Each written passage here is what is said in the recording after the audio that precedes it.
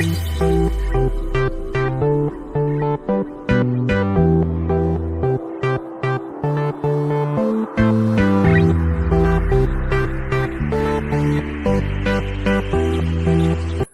मी श्रीलता's kitchen मध्ये आपले खूप खूप स्वागत आहे।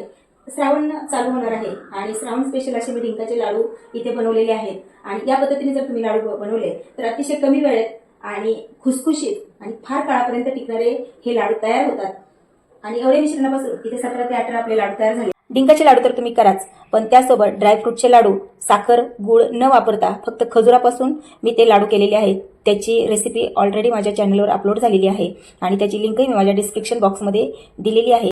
व्हिडिओ जर तुम्हाला आवडला तर लाईक शेअर करा, चॅनलवर नवीन असाल सबस्क्राईब करा, कमेंट्स करायला विसरू नका। डिंकाचे लाडू बनवण्यासाठी सर्वात प्रथम जाड बुडाची कढई घेतलेली आहे आणि गॅसची फ्लेम ही अगदी लो आहे। आता आपण सर्वात प्रथम तूप घालायच्या आधी आपण ही खसखस आहे 50 ग्रॅम ती आपण भाजून घेऊ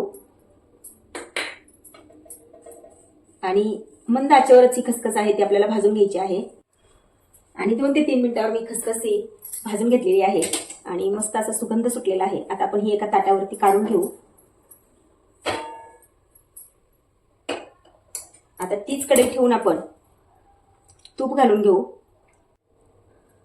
आणि या चमच्याने मी 5-6 चमचे तूप घातलेला आहे। आता आपण डिंक तळून घेऊ आणि पहा डिंक हा 100 ग्रॅम घेतलेला आहे मी आणि तो थोडा थोडा करत आपल्याला तो एकदम क्रिस्पी असा फुलेपर्यंत आपल्याला हा तळून घ्यायचा आहे आणि एकदम घालायचा नाही कारण हा डबलच होतो, त्याच्यामुळे थोडा थोडा करत आपल्याला हा मंद आचेवर हा तळून घ्यायचा आहे।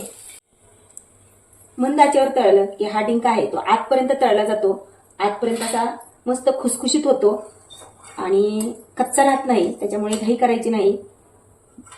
आपला नायलॉन शाबू आपण कसा चिवड्याचा तळतो त्याप्रमाणे हा मस्त असा फुलतो। आपण बाकीचा आता तळून घेऊ याच पद्धतीने आणि पहा सर्व डिंक हा तळून झालेला आहे आणि डिंक तळायला फार तूप लागत नाही, अगदी कमी तुपामध्ये आपला डिंक हा तळून होतो।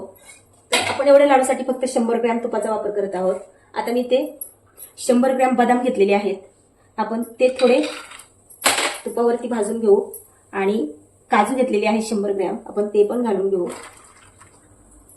आणि ड्रायफ्रुट्स ते तुमच्या आवडीनुसार कमी अधिक करा।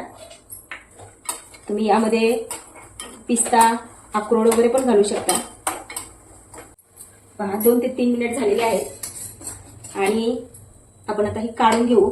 असे केल्याने लाडू अतिशय स्वादिष्ट होतात, त्यातील मॉइश्चर आहे ते सगळे निघून जाते आणि लाडू खूप काळापर्यंत चांगल्या स्थितीत राहतात आणि खायला तर अतिशय चविष्ट होतात।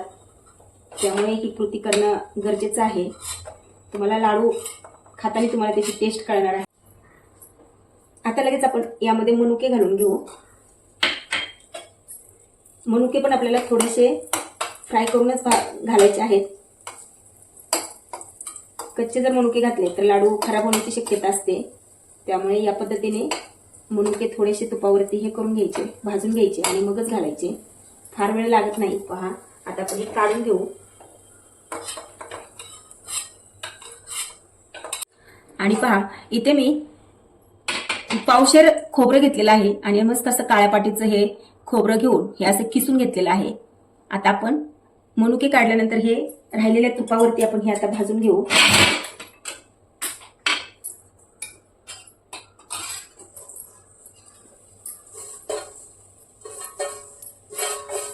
आणि गॅसची फ्लेम ही मीडियम आहे, कुठे आपल्याला गॅस हा मोठा करायचा नाही। आता मंद आचेवर हे खोबरं आहे आपल्याला ते 2-3 मिनिट आपल्याला भाजून घ्यायचं आहे।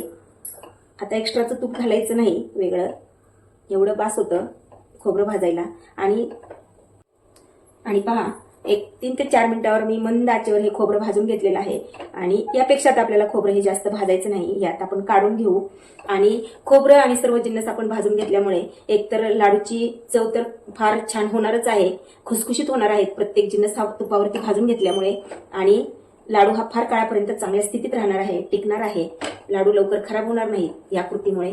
आता आपण गॅस बंद करणार आहोत आणि हे एका भांड्यामध्ये आपण काढून घेऊ आणि इथे पहा मी ही खारीक पावडर केलेली आहे घरातच, अशी काळी खारीक वापरून मी ही खारीक पावडर तयार केलेली आहे घरीच आणि शक्यतो तुम्ही घरीच खारीक पावडर तयार करून तुम्ही डिंकाचे लाडू बनवा. अतिशय खायला स्वादिष्ट होतात. आणि तुम्ही विकतची जर पावडर वापराल तर त्या पावडरला अजिबात चव नसते. तर ही खारीक जी आहे ती छान अशी वाळवायची, एका कापडी पिशवीत घेऊन मस्त अशा कुटून घ्यायची, बारीक होते, त्यातील बिया काढून जमेल तितके हाताने बारीक बारीक बारीक तुकडे करून थोडी थोडी खारीक ह्या मिक्सरच्या भांड्यामध्ये घेऊन तुम्ही अशी छान पावडर करून घ्यायची. खोबरं काढून घेतलेलं आहे आणि तीच कढई ठेवलेली आहे आणि थोडंसं मी तूप घालून घेत आहे. अगदी अर्धा चमच्याला पण कमी इतकंच तूप मी घातलेलं आहे. आता ही पावडर जी आहे खारकीची ती आपण घालून घेऊ आणि छान 2-3 मिनिटावर मी हे खारीक पावडर आहे ती भाजून घेतलेली आहे.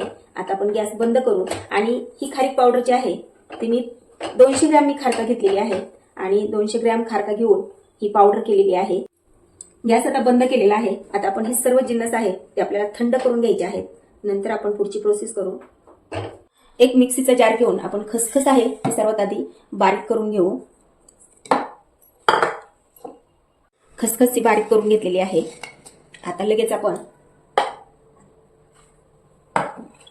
मोठं मिक्सरचं भांडं घेऊन त्यामध्ये आपण हे ड्रायफ्रूट्स आहेत ते जाडसर असे आपल्याला बारीक करून घ्यायचे आहेत. एकदम बारीक पावडर करायची नाही आपल्याला, थोडे थोडे जाडसर ठेवायचं आहे म्हणजे दाताखाली आलं की छान लागणार आहेत. एकदम फाईन पावडर करायची नाही, लक्षात घ्या. जाडसर अशी पावडर करून घेतलेली आहे काजू बदामाची. त्यामध्येच हा खोबऱ्याचा किस आहे तो आपण घालून घेऊ आणि एक 10 सेकंदापर्यंतच आपल्याला फिरवून घ्यायचं आहे. जास्त बारीक पावडर करायची नाही. आणि तुम्ही पाहू शकता हे जे मिश्रण आहे ते मस्त असं जाडसर असं या पद्धतीने मी बारीक करून घेतलेलं आहे. जवळून पहा तुम्ही, म्हणजे लाडू आपले खुसखुशीत होणार आहेत. एकदम फाईन पावडर करायची नाही आणि खातानी दाताखाली हे असं थोडं जाडसर आलं की अगदी लाडू छान लागतो खायला.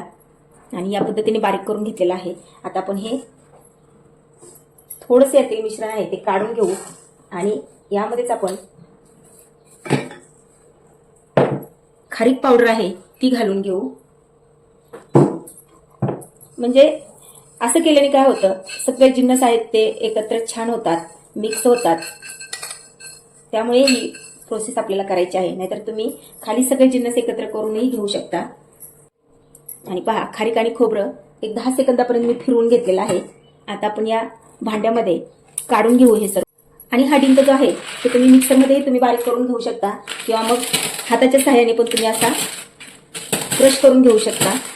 या पद्धतीने बारीक केल्यामुळे काय होतं, आपले लाडू खायला अतिशय खुसखुशीत होतात. दाताखाली डिंक आला की खायला लाडू हा अतिशय चविष्ट लागतो. आणि मिक्सरमध्ये जर आपण बारीक पावडर केली तर तो जो डिंकाचा लाडू आपण खातो तो फील येत नाही. त्यामुळे या पद्धतीने डिंक बारीक करून घ्यायचा आहे. आणि पहा सहज बारीक होतो आणि जसा आपल्याला हवा आहे त्या प्रमाणात तो बारीक होतो. हीच कढई मी गॅसवर ठेवलेली आहे. गॅसची फ्लेम लो आहे. आणि पहा मी 1 वाटी तूप घेतलेलं होतं डिंकाचे लाडू बनवण्यासाठी. त्यातील एवढं तूप शिल्लक राहिलेलं आहे. आता मी त्यातील थोडंसं तूप घालत आहे पहा. आणि यामध्ये गूळ घालत आहे. आता आपण 1/2 किलो खोबरं घेतलेलं होतं, 200 ग्रॅम खारीक घेतली होती, तर त्यासाठी मी 200 ग्रॅम गूळ घेतलेला आहे. गुळाचं प्रमाण तुम्ही कमी अधिक करू शकता. 200 ग्रॅम गूळ घेतलेला आहे. आता आपण तो मंद आचेवर हा आपल्याला सतत मेल्ट करून घ्यायचा आहे. आणि पाण्याचा वापर अजिबात करायचा नाही आपल्याला. फक्त हा गूळ जो आहे तो आपल्याला वितळवायचा आहे. आणि अगदी 4 ते 5 मिनिटात हा गूळ आहे तो मेल्ट होऊन जातो. आणि पहा आपला गूळ आहे तो व्यवस्थित मेल्ट झालेला आहे. मी आता हे खारीक आणि खोबऱ्याचं मिश्रण आहे ते घालून घेत आहे. आणि ही प्रोसेस झटपट करायची आहे, वेळ लावायचा नाही आपल्याला. कारण हे लाडू आहेत ते आपल्याला थोडंसं गरम असतानाच बांधून घ्यायचे आहेत. लगेच यामध्ये मी खसखस पावडर घालत आहे.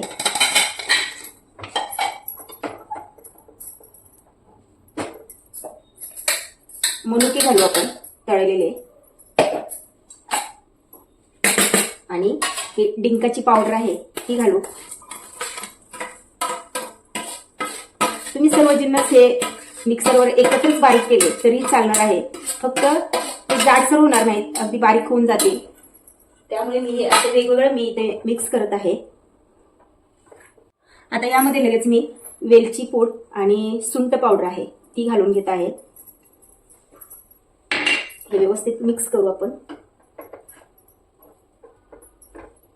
आणि गॅस बंद आहे, लक्षात घ्या, बंद गॅसवर हे मी मिक्स करत आहे.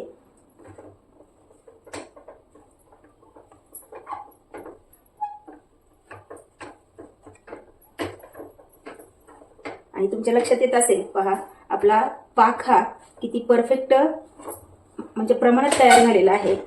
आपलं मिश्रण मस्त असं ओलसर झालेलं आहे सगळं. आता हाताला सहन होईल इतकं थंड झालं की लगेच आपण हे लाडू बांधून घ्यायचे.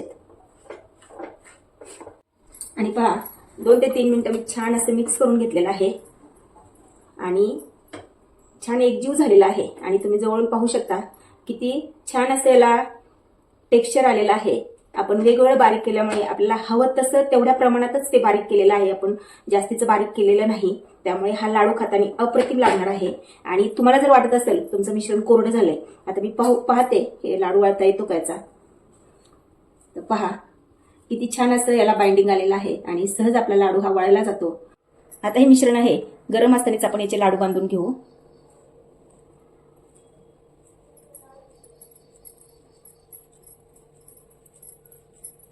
आणि पहा पटकन असा आपला हा लाडू बांधला जातो. तुम्हाला ज्या साईजचे लाडू हवे आहेत त्या साईजचे तुम्ही लाडू लहान मोठे करू शकता.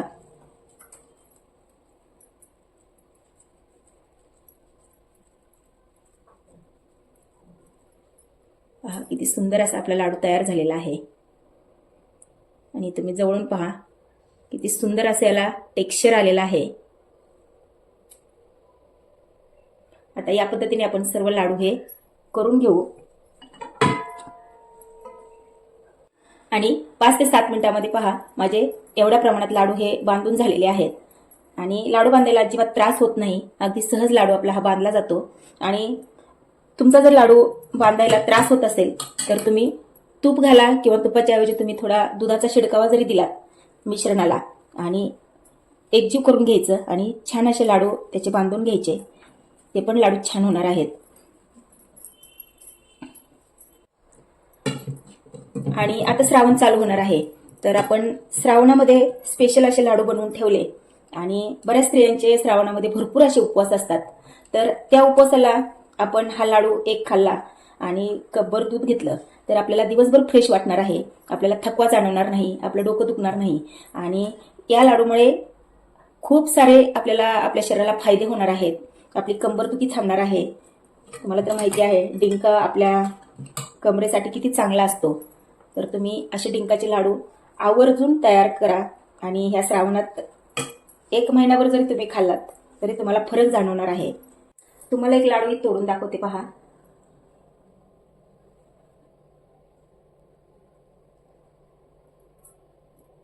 जवळून पहा तुम्ही किती आपला दाणेदार आणि खुसखुशीत असा लाडू तयार झालेला आहे. आणि मी इथे जी पद्धत वापरलेली आहे त्या पद्धतीमुळे तुम्ही लाडू पाहू शकता अजिबात असा ओलसर नाही.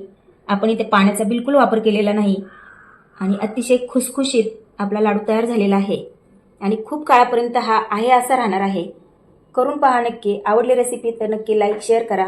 माझ्या चॅनलवर नवीन असाल सबस्क्राईब करा. परत भेटूया अशाच मस्त आणि जबरदस्त रेसिपी सोबत. तोपर्यंत धन्यवाद.